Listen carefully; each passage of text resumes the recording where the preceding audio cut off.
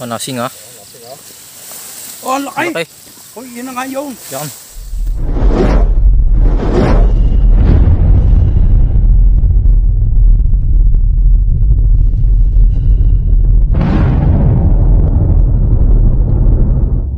Good morning guys sa lahat ng ating mga viewers. Punta po tayo ngayon dito sa sakop na ito ng Chaong, Quezon. So kami kasama tayo dito sa unahan na guide. Dahil meron daw po ditong nakagat kagabi ng ahas. Hindi pa natin alam kung ano yung pangyayari, kaya pupunta natin yung insidente. At saka yung nakagat, interviewin natin. Kasama natin si JB, Propika, saka ako. Wala si Totoy Cobra, nasa shooting. Insert kita Totoy Cobra. Iwan muna Totoy Cobra ngayon. Kami muna lalakad. So guys, yan, lalakad kami ngayon. Malapit na kami. Kita-kita na lang po dun sa dun sa may nakagat. Ayun guys, galing kami sa bahay nung yung babae, yung po nakagat na ahas. So wala po siya dun sa bahay dahil nasa lipat po siya yung babae yung nakagat. Hindi pa natin titingnan yung sugat niya, kung anong klaseng ahas yung kumagat. At kung paanong damage yung nangyari, kung dalawang ngipin ba o marami. Pero maghahanap tayo dito ng, baka may alam na istorya nung nakagat na yung kahapon. At dito rin dito nakagat sa parting to. Baka may nakakaalam dito kung paano nakagat yung babae, kaya puntahan po natin ngayon. Tara.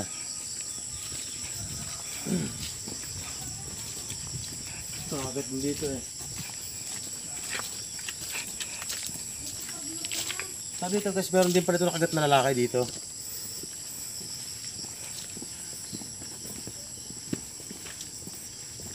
May kirahan. Parang masana ako ay yung aking aso. Ay may anak eh baka. Si Robert pa nakagat din ng ano?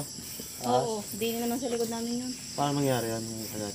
Maga yun, nagtutulak siya ng karton dyan sa likod namin. Oo. Parang nabang nasagasaan ng karton. Nag-iit? Oo. Tapos? Sabay nagwala daw doon sa ilalim ng karton siya na ano. Siya nakagat? Pa? Oo. Ay kaso yung kumagat, hindi na nakita. Yung kahapon? Doon yun. Doon. So guys, doon pala sa parting yung nakagat yung kahapon yung babae.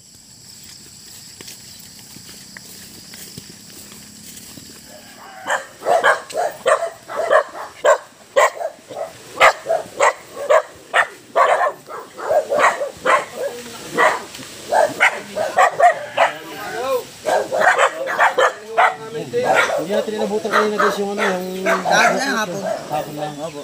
Anong pinakamangyari doon? Siguro nakapitap po sila siguro naipit yung siguro tumali. Yung pala yung naabot. Ay, tapakan. Oo, siguro naipit ang takaan ng motor.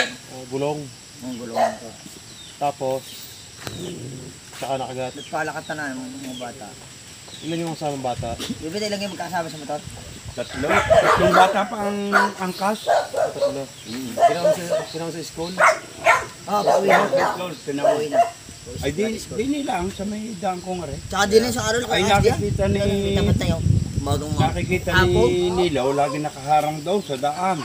Tapos, nung isang araw, kaya nga inamawar ko eh. Dumaan daw diyan, ay nalito, wala makuhang pamalaw. Wala kayo. Anong gano'n, hindi nyo nakita? Ay di, nagpunta na doon sa likod ng Quran. Ara ka akin nga patitingin kapag dumating kayo akin. So guys, ito pala yung may-ari ng lupa, si Robert. Kaya dito tayo nagpunta para alam niyo yung pangyayari. Kahit wala pa yung nakagat at hindi pa natin na-interview yung nakagat, alam naman nila yung nangyari dahil kanila pong lupa ito. At dito po nangyari sa kanilang lupa. So ikutin po natin yung paligid. Kung mapansin nyo, ito yung habitat ng ahas. Pero marami na po ni-disgrace dito kasi daan po ito. Kaya mahirap, delikado. Okay. Ay siguro nabulabog. Diyan nakita. Oo, ito dumaan. Malaki na rawa. Malaki na. Ang palapat. Yung parang binare. Ang lapad daw ng katawan, aray. Nalapad doon ang ganyan eh. Sobra daw. Ay hindi ko na maintindihan kung kobra, mahaba daw eh. Pero yung bata, si Ilaika, hindi nakikat. Diyan, so punta natin yung pinakang area ng pinagkagatan. Pero mamaya papakisuyo ko sa inyo yung palibot. Paparong, hanggang daw, sumikahoy na yun. Ano gagawin din pala ha? Dito siya nag-aahon. Nag-aahon siya dito. Dili daw dumaan yung nagpunta dito yung ahas. Yan. Dito nasa saan? Siguro yun ay nasisigurado ko, nasa gasa. Hmm. Hindi naman madadali-dali agad yun ang hindi ano eh. Pa, siguro yun. Dito. Mm. Maaaring ang ano. Saan pumunta dito? Diyan.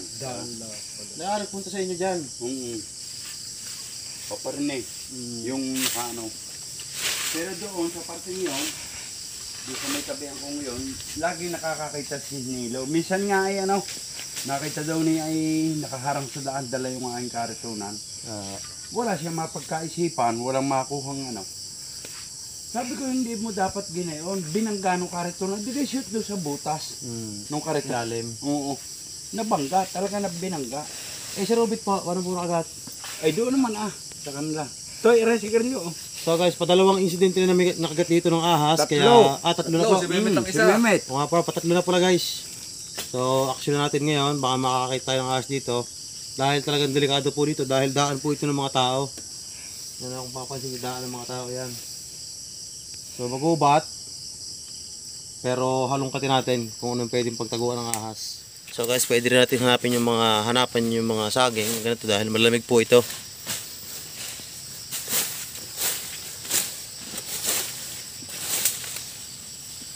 So, yun naman pag nabubulabog ng ganito, pag nakakarinig siya ng ingay, maaari na po siyang lumabas. Sa pamamagitan po ng paghampas-hampas natin, pwede po siyang lumabas dahil nabubulabog po siya o yung kanyang tirahan. So, isipin nyo, tatlo na po yung nakakagat dito.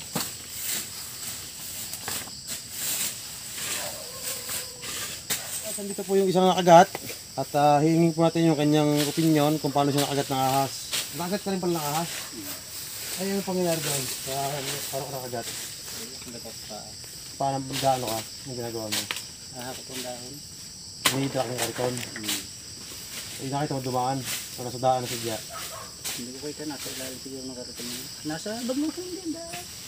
Sa pinakandaanan. Nabangga mo. May isang manok. Daan sa dyan. Hindi ako dalis ko. Saan yung sagat mo? Saan parte? Sa delira. Hindi mo napansin kung ano ha? Meeting? May itim. Malaki.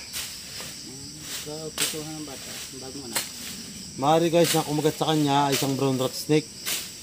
O napapagkamalang cobra dahil sa kamukha niya po yung cobra. Ang pagkakaiba lang po nila yung mata at saka yung kanyang pattern.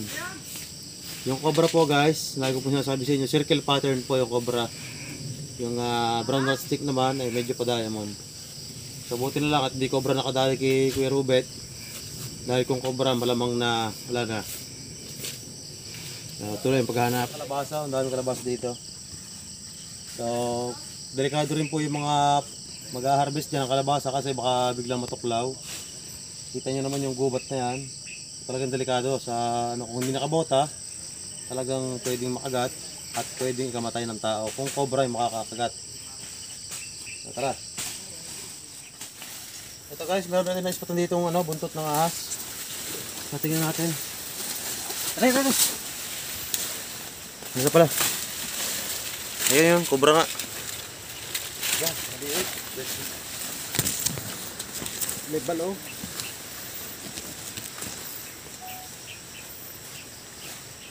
Cobra. Malaki na yan. Hindi maliit. Philippine cobra guys, dito nagtatago sa mga bulok na lalim. Dahil dito po malamig dito. Sino pa ba? Baka may kasama pa. Wow, pare, galing mo. Ito ang nakakita. May palit sir, butas pa din. May butas pa nga yan. Ayan, kaya sabi ko nga, di ba sinabi ko, Tiyanong, sabi ko pupuntahan natin yung may kahoy na yan. At yung? pag minsan, hindi yan napunta eh. Kata mo sila, pre.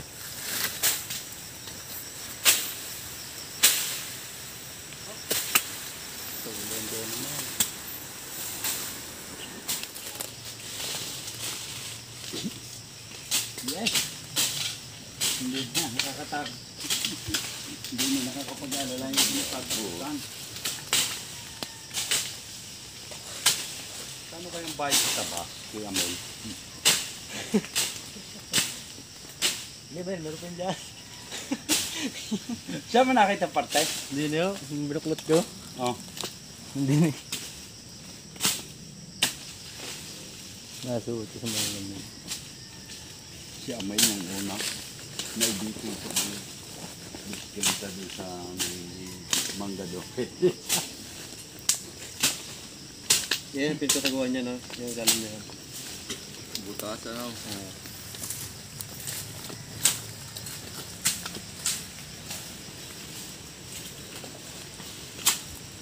Are, dati are, may hindi ko maintindihan kung pinasakan ko baga o ano. Pero sinarakuan na namin yan, may yan. Are, parting are. Dito ka na tayo. Dati ito may butas dito eh. Wari ito, hinarangan ko ng bato.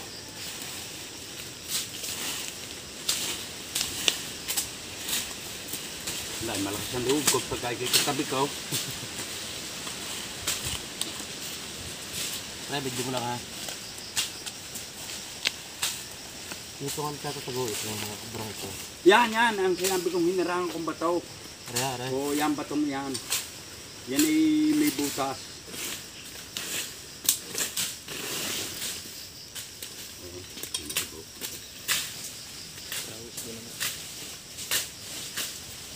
Yan.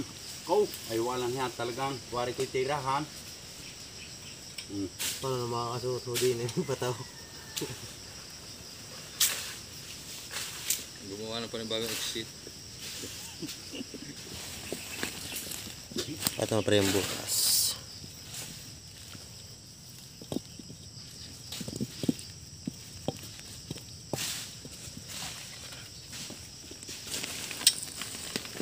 Yan, zero. Ari pa, tanaw. Ari, buwan din, hindi nakabara. Ari, madal ka ka. Minsan, din ko nakita yung pinaglunahan. Dati doon, yan, sa may rambutang yan, hinukay namin. At bago eh.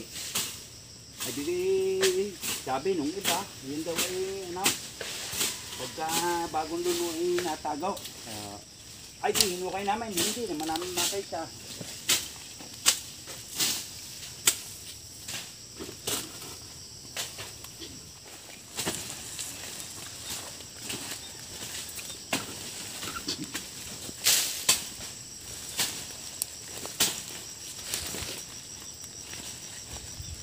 Yan ko nakita.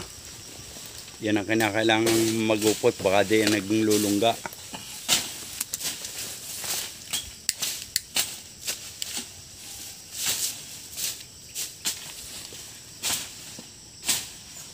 Ayos ah.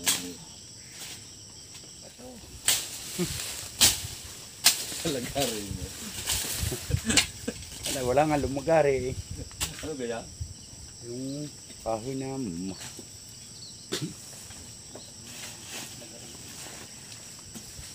Ano, mababalik ka natin.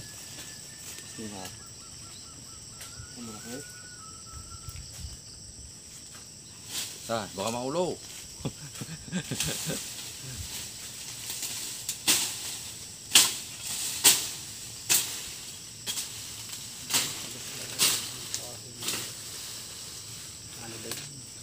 Nauga ko na. Oo. Sige sir.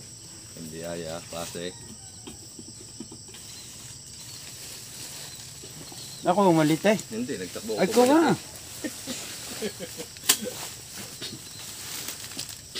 Takbo ko pala, sino mo sabi mo yun eh.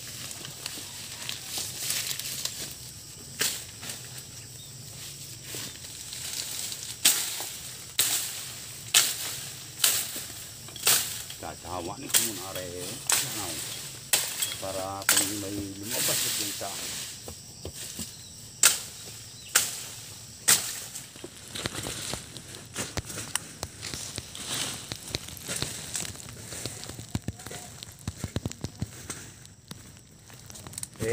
Pala ako'y inakay na eh. Yung pala'y ulaloy.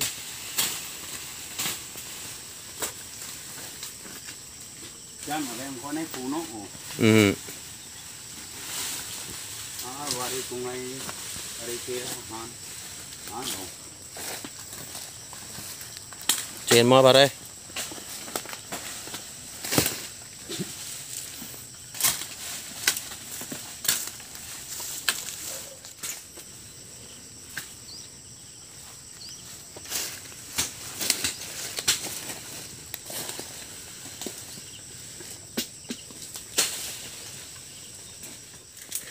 Lobat po, nalobat bigla.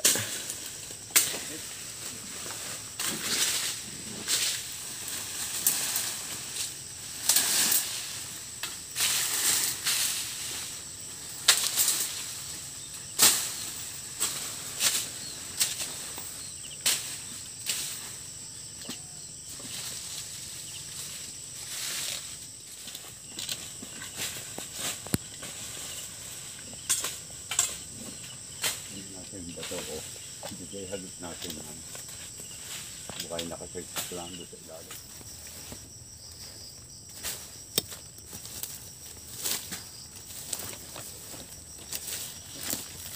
Yan. Ah. Ayos na ayos yung ano. Pari na sa'yo pahuli. Bigay na.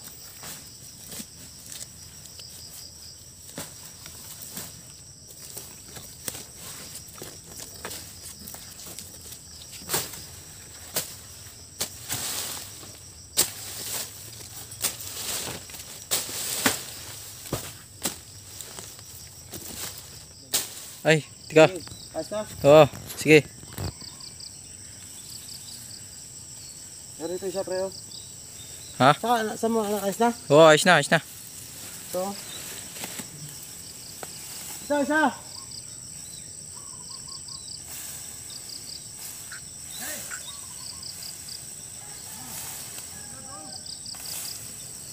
Pre, maganda kuha. Nadilim.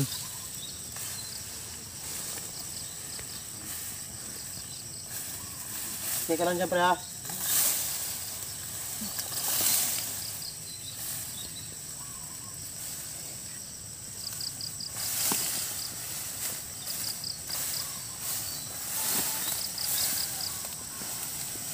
Ang laki. Pre, pakita mo. Oh, nasing ha. Oh, ang laki! Okay. Oh, yun na nga yun. Yan. May tama eh, oh. Oh, ang laki! Yan ang nakita ni Nilaw. Nilaw, oo.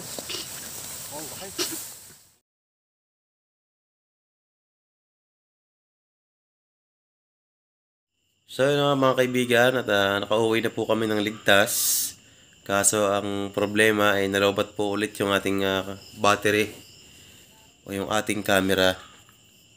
So ngayon, ginabi na kami ng uwi.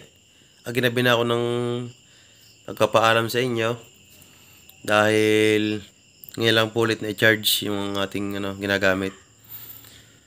Maraming salamat po sa nakasama namin sa ngayong araw. At doon sa mga viewers na laging nandyan para sa aking channel at sa ating buong tropa. At yun nga palang nakagat guys, hindi ko na po nakausap kasi kanina yung nakagat may pinuntahan po, parang nagpagamot pa. Pero yung kanyang kagat, sure po ako na hindi po cobra yung nakagat sa kanya. Dahil kung cobra po yung kumagat sa kanya, ay tuluyan pong mawawala yung kanyang buhay. So, ang hinahinala po namin ay isang brown rat snake. Nagbabrown daw po. Silang po naisip namin na katulad ng cobra, yung brown rat snake. O tinatawag namin sa Tagalog dito sa amin, biyain. O sa iba at ay biya. Ayun. So, ayun po yung pinaghihinalaan namin kumagat doon sa babae. Pero sa next vlog natin, try natin makausap yung nakagat. Baka sakaling makausap natin. Dahil hindi po natin inabot dahil tinanghali po tayo kanina ng labas. Dahil na ulan-ulan. Nagpatila po muna kami ng ulan bago mag-operation. At maraming salamat po sa Team Abroad. Doon po sa walang sawang sumusuporta sa aming channel, si Chanong Cobra. Maraming salamat po. At doon sa mga silent viewers, welcome po sa inyong lahat. At dun sa mga bagong subscriber natin dyan, mga bagong kaibigan, welcome po sa aking channel at sana po ay patuloy nyo po akong subaybayan. Asahan nyo po na ang aking pagserbisyo ay hindi po babago. Papasalamat din ako sa lahat ng mga commentators sa iba't ibang lugar. Alam kong yung video ko ay umaabot sa ibang lugar dahil may nagko-comment sa atin na malalayo. So walang hanggang pasalamat po sa inyo dahil kung hindi nyo po gawa, hindi po aabot ng ganito yung channel ko. So kahit ganito pa lang yung mga channel, yung views ko, sa aking subscriber, ako po natutuwa dahil alam ko pong gumagapang pataas yung aking channel. At hindi po nai-imbak ng dahil po sa inyo. Kaya po yung pasalamat ko ay lubos na lubos. Hanggang dito na lamang po ang aking vlog guys. Wala po si Nakurapik at nakauwi na po sa kanilang bahay. Maraming salamat po ulit sa lahat na nakasama namin ngayong araw. Bye-bye.